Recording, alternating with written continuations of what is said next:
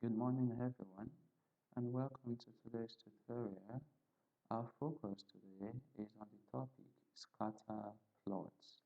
I'll be taking you through some key terms or definitions as a refresh, and we'll look at key examples that describe what scatter plots are. Don't forget to subscribe to my tutorial channel, Problem Tutorials on YouTube. Thank you. Okay, so first, we're going to look at the term plots. When we say plot, what do we mean? Plot is a graph. And what is a graph?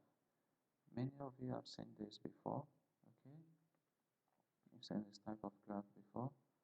In this graph, we have two lines meeting together.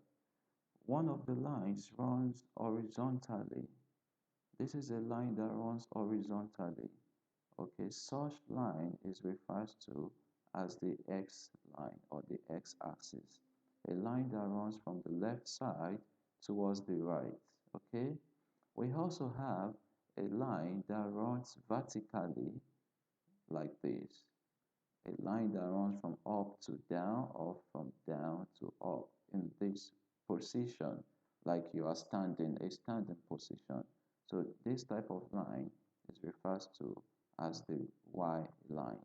Okay, when these two lines, the horizontal and the vertical, meet and intersect, that is where they both meet, join together, intercept, this point of their intercept or their meeting point is what we call origin. Okay, is what we call origin. This is the x-axis and this is the y-axis. Another thing you should note now, the origin, from the origin towards the right hand side, the right part of the x-axis takes positive values, Okay, for example, 2, 4, 6. From the origin, which is 0, towards the left part of the x-axis takes negative value. For example, -2, -4, -6. Okay? The same way, from the origin, running upward, going upward towards the y-axis is also takes positive values. So I can have 2, 4, 6. And lastly, from the origin down the line of the vertical axis takes negative values. So I can have -2, -4, -6. So this is very important to recall or remember. Okay, and for the sake of this topic, our major focus is going to be on this type of graph. Okay, on this type of graph. So that means we are looking at the positive side of the x-axis and that of the y-axis, the positive side of the y-axis. You see, this is the origin, this part, the L part of the graph, the L part of the complete graph, so which is this. So basically, we are looking at this type of graph in this topic. So what do we mean by a scatter? Scatter. When something scatters, we are saying it is distributed. A mathematics term now, so we say something is distributed is kind of spaced, a spaced distribution. For example, if you have this graph and you have to plot some coordinates or points here, so where you have different points this way, so they are all scattered on the graph. Okay, so this is just a way of describing something that is scattered. What is data? We're going to look at data now. Okay, yeah, what do we mean by data? So a data, this is an organized information. Okay, this is an organized information. What do we mean by organized information? Let me quickly take you through this. Look at this, for example. This is a table showing the number of the months in terms of position, the first month, the second month, the third month. Okay, and the number of books read. So in the first month, the student read 15 books. In the second month, he or she read 10 books. In the third month, he read 25 books. So as you have this displayed on this table, it's kind of organized. So this is an organized information. When you have this type of organized information, it is referred to as data. Okay? Next, we look at variables. What are variables? These are changeable parameters, okay? And variables can be in two forms for the sake of this topic. One is what we call the dependent variables, okay? And the independent variables. Dependent variables and the independent variables. What do we mean by dependent and independent? Let me take you through this analogy or this illustration. If you have a child that is, let's say, from 0 to 5 years, okay, from 0 to 5 years old, this child or student can barely do anything by him or herself. If he or she wants to poo, go to the toilet, needs water, he or she has to cry or call mama, papa. Okay, that is because this child is totally depending on his or her parents. So these are kind of dependent variables. And the other way around, independence does not necessarily or really depend on something else. Okay? Another illustration is this. Let's say we want to look at different kind of students, the number of hours they sleep, okay? The number of hours they sleep and how it affects their reading rates. Okay, so this set of student that sleeps for just 5 hours, okay, sleeping for 5 hours. This one sleeps for 6 hours, sleeping for 7 hours, sleeping for 8 hours. And for student that sleep for 5 hours, is able to read just for 2 hours in a day. For the one that sleep for 6 hours, is able to read for just 1 hour a day. Okay, for the one that sleeps 7 hours, only reads half hour a day, and the one that sleeps for 8 hours couldn't read at all. You can see that now, even though that we have this as cause, okay, which is the independent variables, we have the effect. We have the effect on how the students reads. Okay, their sleeping hours is affecting their reading rate. This one that sleeps for 5 hours could only read for 2 hours. So this is effect is a dependent variables. Okay, so I believe now you should understand what dependent and independent variable is. And in most cases, as you may have, when you have some questions, note that the independent variables are always found in the x-axis. You always put them in the x-axis, okay? Put the independent variables here and put the dependent variables here on the y-axis, okay? Good. All right, the next thing we look at is bivariate data. What are bivariate data? As simple. B, or some will call it bi, actually means two.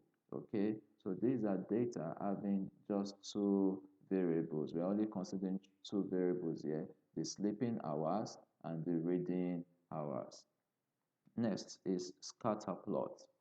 Scatter plot. We've talked about scatter and plot. So what is scatter plot? Simply put, a graph. Remember, plot means a graph.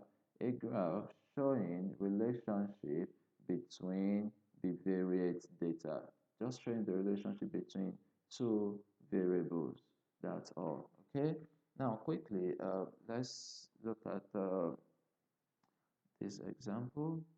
This is just a very simple example, and some of you already know this, but just want to put, excuse me, I just want to take you through this. Okay, you have a graph, and this graph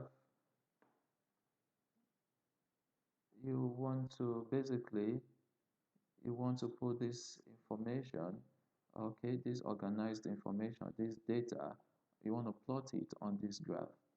First, as a student, you should know that on this graph now, we have two axes. The horizontal, which is what we call the x-axis, you remember? We have the x-axis and the vertical, which is what we call the y-axis. But now, you don't necessarily have to label it as x or y. You have to put this information. Now, this one is showing the months in terms of position. So that is the first month, the second, the third, the fourth, the fifth, and the sixth month. And this is saying in the first month, the number of books read. The student read 15 books, 10 books, 12, 25 books in the third month. In the fourth month, the student read 5 books, okay? So first is you want to see which axis do you put the month and where do you put the number of books read. In a way, this month, that the month's position looks like the independent variables. Okay, you can't change the months. Okay? You can't really change the months like the first month, the second month. The second month will still be the second month. The third month will still be the third month. Okay, so in the first month, a read number of books 15. So probably the month, what happens within that month affects the number of books the student reads. So this is like effect, which is what we refer to as the dependent variables. So the month is going to be on the x-axis. So now we can put it as month. This will be your label now. Okay, you must know the correct label. While on the y-axis, we can have the number of what now? Of books read. Okay, so this is one of the first things you should know, how to label your axis. Now the next, in some examples or in some questions, you would have been given the labels all true, so you just have to plot or look for some certain things. But this case I'm taking you through, don't forget where the 2 points meet is called the origin, so we can have a 0 here in this case, or as the case may be. So we have 1, 2, 3, 4, 5, 6. So we can put these on the month axis. Each box, if we say each box represents 1 unit, so 1, 2, 3, 4, 5, 6. If you want to use 2 boxes to represent 1 unit, 1, 2, 3, 4, 5. We don't have anything, so we can't use 2 boxes in this case. So for the sake of this example and the graph sheet we have, we can label this as 1, the position. This is 2, 3, 4, 5, and 6. Okay, now we've just labeled all this on the month axis. Now the number of books read, which is on our y-axis, look at the lowest, the smallest number here is 5, and the highest number is 25. Okay, so this tells you how you can, it's no one way thing. It all depends on how you can fill this part. Okay, if I have like 10 boxes here, and the smallest is 5 and the highest is 25. A student can decide to use one box to represent 5 units, so it's going to be 5, 10, 15, 20, 25. Now it looks a kind of clumsy, like too small. Another student can decide, okay, can I use 2 boxes to represent 1 unit? So in this case, my origin, I have 2 boxes, 1, 2. So I use this as 5. We're going to see if it's going to work out. 5, 1, 2. So I have this as 10. So in this case, 2 boxes representing 5 units. My next one, I have 15. Okay, next one, 20. And the next one, 25. So as we have in this case, it works out. So we use 2 boxes to represent 5 units. Okay, now what is the next thing to do? To plot this, we look at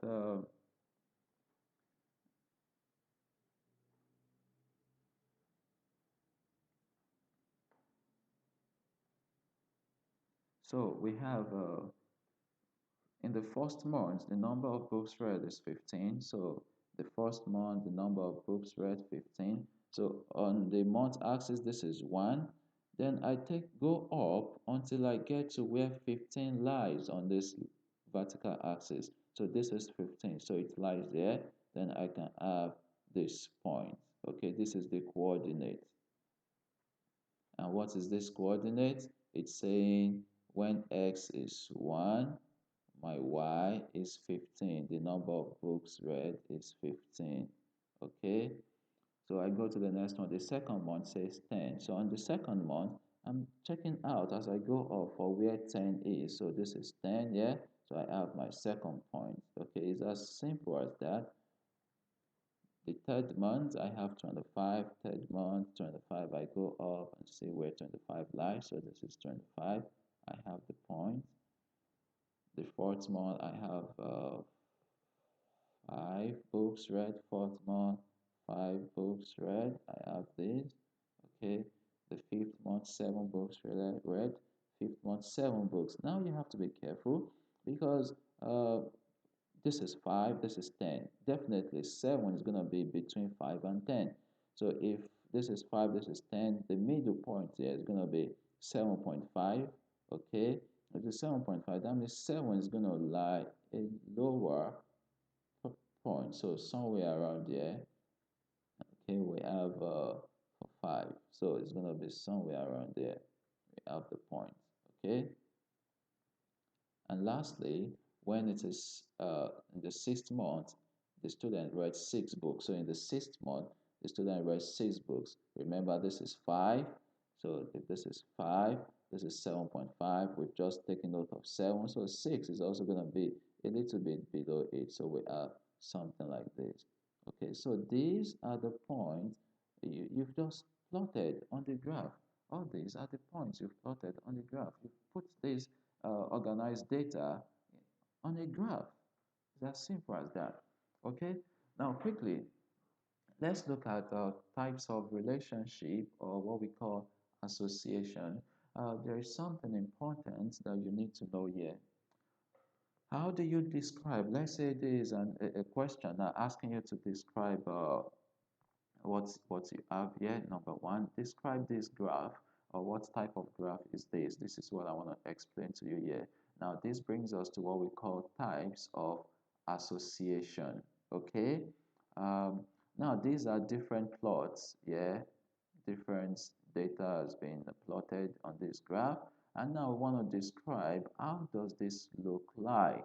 Okay, so the first thing I want you to know is it positive? Is it negative? How do you know if it's positive, and how do you know if it's negative? First thing first is that um,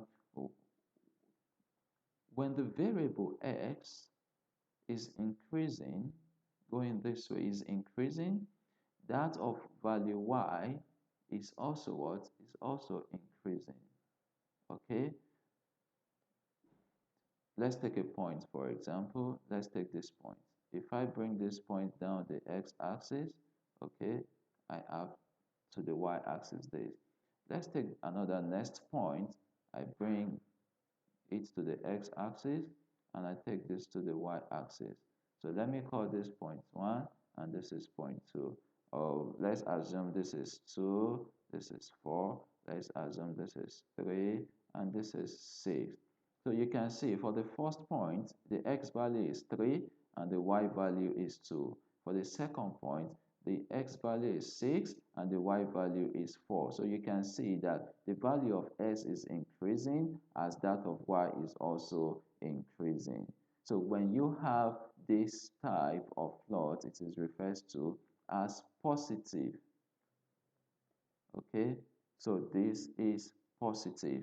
It's showing a positive relationship between the x and the y variable.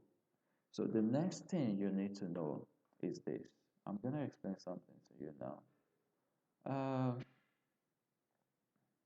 If I put a line across this plot that we have here, I put a line across the plot, okay, like this. If I put this, look at this line across the plot, you will see that all the points are kind of surrounding this line. This, yeah, they are kind of surrounding this line. when such happens, that means this kind of graph is linear.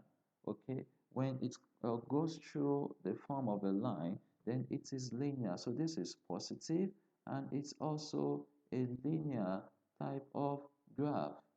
Okay, because they surround this straight line. Okay, um, so that is that. For this level, yeah, we can tell, is it strong, is it weak? As you can see, they are more surrounded by this straight line. So we can say this is also a strong relationship. Or yeah, this is also strong, is a strong positive linear relationship or association. I hope you understand, because you can see this and you are told to, oh, what type of graph is this? Option A, you see positive linear. Option B, negative linear, positive non-linear, and so on and so forth. Quickly, I'm going to go to the second graph. So in this second graph, what do we have? Before we can know if it's positive or negative, let's also take a look at something. I'm gonna look at this point here and this point here and another point here. I've just chosen three different points. Let me take this point to the y-axis, and to the x-axis I have this. The next point to the y-axis and to the y-axis, and the next one the same thing. So as you can see in these values, if this is 2, 3, 4, this is let's say 5, let's say this is 10, and let's say this is 20, for example. Now this is the first point, second and third. Okay, 1, 2, 3. You see this first point, the value of y is 20 and its x value is 2. The next point, its y value is 10 and the x value is 3. And so the third point, y value 5 and the x value 4. What can you interpret from here? For all the points, their x value is increasing, while their y value is what? Decreasing. So when you have this type of scenario, what do we call it? It is called negative. This is a negative graph, okay? It is negative. One of the variable x value is increasing, the next variable is decreasing. So this is a negative graph. The next one I want to know, is it linear or non-linear? Let's see if we could have a line forming through the O point. So yeah, it's kind of surrounding the O point. We have this line, yeah, kind of surrounding the O point, yeah, as you can see. So we can call this a linear, okay? So it's negative and it's also a linear graph. Okay, very good. Okay, we're gonna look at two more, and number 3 and number 4. Okay, describe this graph. You see option A. What type of graph is this? Option A, the question says this is a positive linear. Option B, this is negative linear. Option C, this is non-linear. And option D, oh, no, there is no association. So you can have a question like this, okay? All right, very good. So basically, let me just explain this graph for you. Now, first, let me put a line across. Boom, I have this. Boom. Compare this to what you have here. Obviously, they are different. Okay, so this shows that it is not linear because you have much of the points, the plots going like a curve, like. Okay, you have most of them going like a curve line, something like this. Okay, so it comes like a curve line. So this is non-linear. Okay, and but something is certain, that even the curve line looks like it resembles this from like negative, so you could still say this is a negative non-linear linear association. Okay, now there's something I want to explain here. There are two key terms. One is cluster and one is outlier. What do you mean by a cluster? Okay, cluster simply is a collection of points that are close together on all of these plots here. Oh yeah, if you look at this region, the plots seems close together. They look very close together. So when you have such in your, of course, there are no points like very close together in this one. In this one, we not really. But let's say you have different points here now. If we have different points here, uh, you have different points here. You can easily say this is a cluster, like all the points looks close together. Okay, that's what we mean by cluster. So so this point is like a cluster. Okay, and then what is outlier? You can see obviously that you have all the points here and there is one point that is far away from all the remaining association. So it's kind of outside. So that is outlier. It lies outside the overall pattern. This is the overall pattern. You can see a pattern like a curve, like a curve, like a curve. And there is one point that is outside it. So this is an outlier. Okay? Very easy and simple. And lastly, we look at this. What type of plot or what type of association or relationship do we have here? Just like the first explanation I gave to you, you see that all these points look scattered, kind of. Uh, if as the value of x is increasing, you can't really tell what happens to the y value. Let's look at this point. Okay, this point and this point. Okay, this point again. So as the value of s is increasing, it does not necessarily have effect of saying the y is increasing or the y is decreasing. When you have such, it is very obvious. You have all the points scattered at point. In this case, you say there is no relationship or no association exists between them. So that is it. Okay. I hope you understand this concept. I would want you to rewind back, look at it again, and have a better understanding. I wish you all the best once again. And this is Prof. Dan Tutorials. Take care, bye bye, and become a mathematics giant.